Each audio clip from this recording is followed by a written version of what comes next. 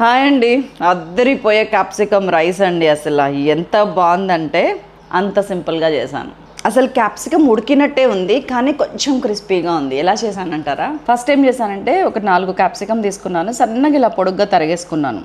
ఆ తర్వాత కడాయిలోకి పల్లీలు, ధనియాలు, జీలకర్ర, జీడిపప్పు, పుట్నాలు అన్నీ వేసి మంచిగా ఫ్రై చేసుకున్నాను.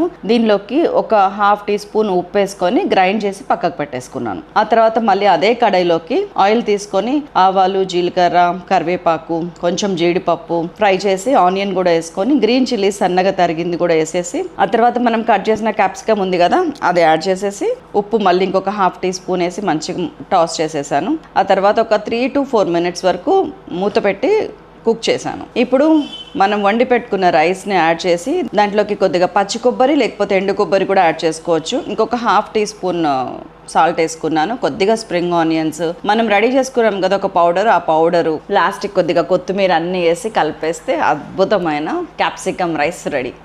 సూపర్ ఉంది, చేసేయండి వెంటనే. ఫుల్ వీడియో మన సైలాస్ కిచెన్లో స్ట్రీమ్ అవుతుంది, షార్ట్ వీడియో మన ఫుడ్ ఎక్స్ప్రెస్లో స్ట్రీమ్ అవుతుంది, చూడండి.